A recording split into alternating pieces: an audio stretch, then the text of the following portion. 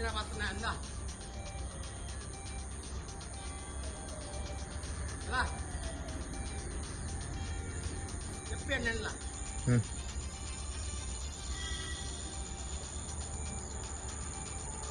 సరిదులా అయ్యా అయ్యా పక్కదులా అయ్యా ఆడున్నాను అండ్ దన్న సరిదులా ನಾಯಿ ಗುರು ಕೊಡೋದು ಅಲ್ಪ ಬಿಡ್ತಾನೆ ಮಾ ಅಮ್ಮ ಬಗ್ಗೆ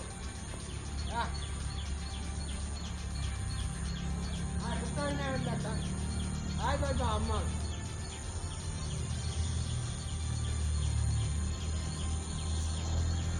ವೀಕ್ಷಕರೇ, ಅಸಪಾ ಟೈಮ್ಸ್ಗೆ ಸ್ವಾಗತ.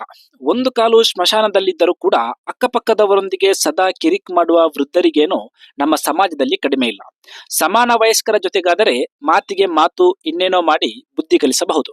ಆದರೆ ಇವತ್ತು ನಾಳೆ ಅನ್ನುವ ರೀತಿ ಇರುವವರು ತೊಂದರೆ ಕೊಟ್ಟರೆ ಏನು ಮಾಡುವುದು ಹೇಳಿ? ಬೆಳ್ತಂಗಡಿ ಪೊಲೀಸ್ ಠಾಣಾ ವ್ಯಾಪ್ತಿಯಲ್ಲಿ ಬರುವ ಕಳಿಯ ಗ್ರಾಮ ಪಂಚಾಯತಿನ ಪರಪ್ಪು ಎಂಬಲ್ಲಿ ಬ್ಯಾಪ್ಟಿಸ್ಟ್ ಫೆರ್ನಾಂಡಿಸ್ ಯಾನೆ ಡ್ರೈವರ್ ಪೊರ್ಬು ಎಂದು ಹೆಸರುವಾಸಿಯಾಗಿರುವ ವಿಕೃತ ಮನಸ್ಸಿನ ವಯೋವೃದ್ಧನ ವಿಕೃತಿಗಳ ಬಗ್ಗೆಯಾಗಿದೆ ಇವತ್ತಿನ ವಿಡಿಯೋ. ವೀಕ್ಷಕರೇ, ಆತನ ಹೆಸರು ಬ್ಯಾಪ್ಟಿಸ್ಟ್ ಫೆರ್ನಾಂಡಿಸ್. ಈ ಹೆಸರು ಅಷ್ಟಾಗಿ ಯಾರಿಗೂ ಗೊತ್ತಿಲ್ಲದರಿಂದ ಆತನ ವೃತ್ತಿಯ ಜೊತೆ ಜಾತಿಯನ್ನು ಸೇರಿಸಿ ಕರೆಯುವ ಡ್ರೈವರ್ ಪೊರ್ಬು ಅನ್ನುವ ಹೆಸರು ಕೇಳಿದರೆ ಮಾತ್ರ ಆ ಊರಿನಲ್ಲಿ ಆತನ ಪರಿಚಯ ಸಿಗುವುದು. ಸುಮಾರು 65 ವಯಸ್ಸು ಮೇಲ್ಪಟ್ಟ ಆ ವ್ಯಕ್ತಿಯ ವಯಸ್ಸಿಗಾದರೂ ಮರ್ಯಾದೆ ಕೊಟ್ಟು ಬಹುವಚನ ಪ್ರಯೋಗ ಮಾಡಬೇಕಿತ್ತು. ಆದರೆ ಆತನ ಅಮಾನವೀಯ ರಾಕ್ಷಸ ಕೃತ್ಯಗಳು ಅದಕ್ಕೆ ತಡೆಯಾಗುತ್ತಿದೆ.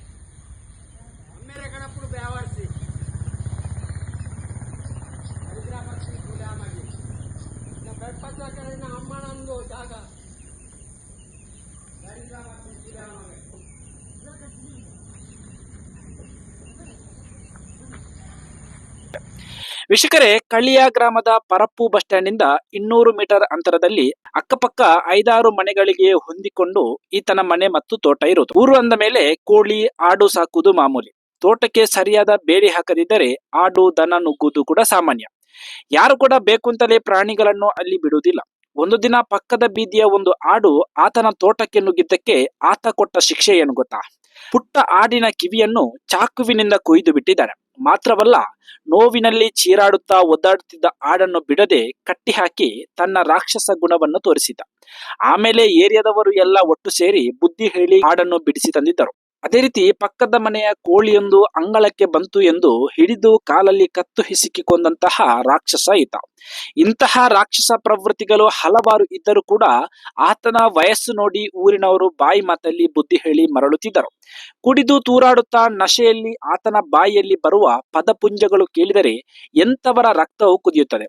ಅಂತಹದರಲ್ಲಿ ಹೆಂಗಸರು ಮಾತ್ರ ಇರುವಾಗ ಆತನ ಅಂಗಳದಲ್ಲಿ ನಿಂತು ಅವ್ಯಾಚ್ಯ ಪದ ಬಳಕೆ ಮಾಡುತ್ತಾ ತೊಂದರೆ ಕೊಡುತ್ತಿದ್ದ.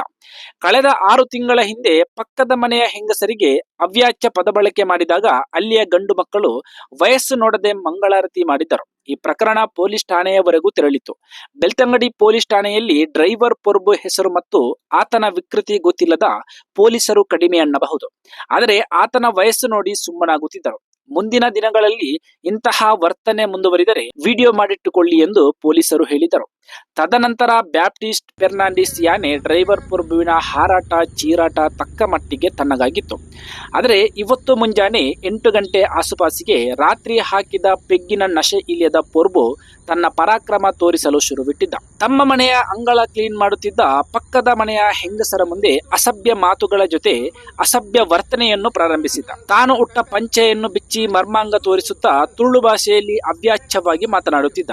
ಇದರಿಂದ ಗಲಿಬಿಲಿಗೊಂಡ ಮನೆ ಹೆಂಗಸರು ಮಗನನ್ನು ಕರೆದಾಗ ಪೊಲೀಸರ ಮಾತಿನಂತೆ ವಿಡಿಯೋ ರೆಕಾರ್ಡ್ ಮಾಡಲು ಶುರುವಿಟ್ಟಿದ್ದಾರೆ. ಆಗ ಕೆರಳಿದ ಬ್ಯಾಪ್ಟಿಸ್ಟ್ ಫೆರ್ನಾಂಡಿಸ್ ತನ್ನ ಮರ್ಮಾಂಗವನ್ನು ತೋರಿಸುತ್ತಾ ತುಳು ಭಾಷೆಯಲ್ಲಿ ಈ ವಿಡಿಯೋವನ್ನು ನಿನ್ನ ತಾಯಿಗೆ ತೋರಿಸು ಅನ್ನುತ್ತಾ ಇನ್ನಷ್ಟು ವಿಕೃತಿಯನ್ನು ಮೆರೆಯುತ್ತಾನೆ.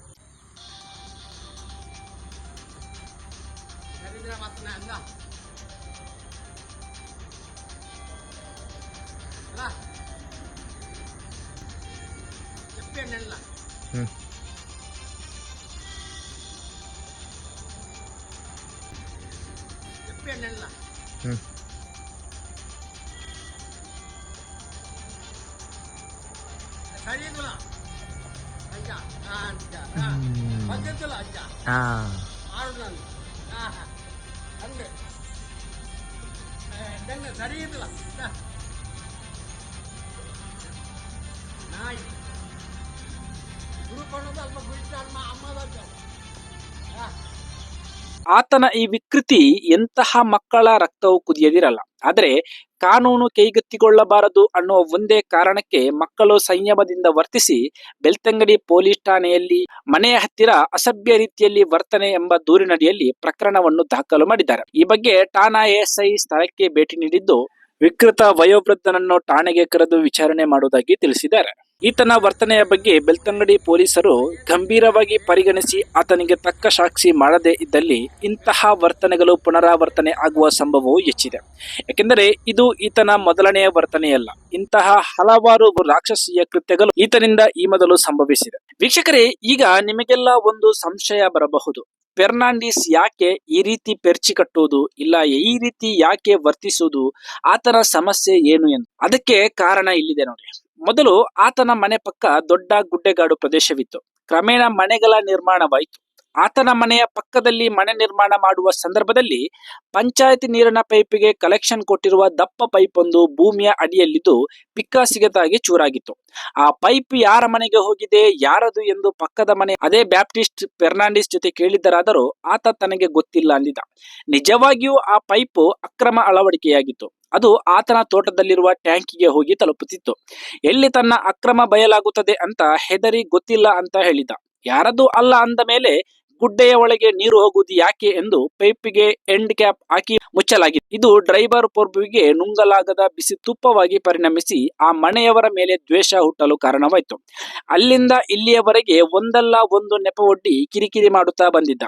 ಆದರೆ ಇವತ್ತು ಅದು ವಿಪರೀತ ಮಟ್ಟಕ್ಕೆ ತೆರಳಿ ಅಸಭ್ಯ ರೀತಿಗೆ ಬದಲಾಯಿತು. ಹಿಂದಿನವರು ಹೇಳಿದ್ದು ಸುಳ್ಳಲ್ಲ, ವಿನಾಶ ಕಾಲ ವಿಪರೀತ ಬುದ್ಧಿ ಎಂದು ಅಲ್ವಾ? ನಿಮ್ಮಲ್ಲಿಯೂ ಇಂಥ ಬ್ಯಾಪ್ಟಿಸ್ಟ್ಗಳು ಇದ್ದರೆ ಕಮೆಂಟ್ ಬಾಕ್ಸ್ ಅಲ್ಲಿ ತಿಳಿಸಿ. ವಿಡಿಯೋವನ್ನು ಶೇರ್ ಮಾಡುವ ಮೂಲಕ ಮಾಹಿತಿಯನ್ನು ತಲುಪಿಸಿ. ಸಬ್ಸ್ಕ್ರೈಬ್ ಮಾಡುವ ಮೂಲಕ ನಮ್ಮನ್ನು ಬೆಂಬಲಿಸಿ. ಧನ್ಯವಾದಗಳು.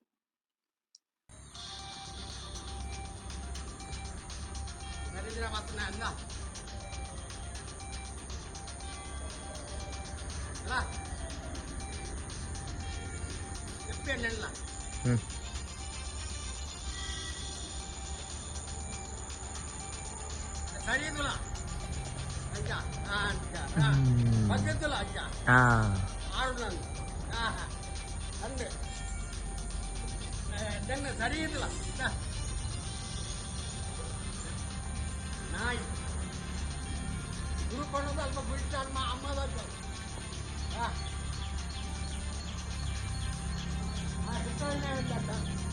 ಆಯ್ತು ಅಮ್ಮ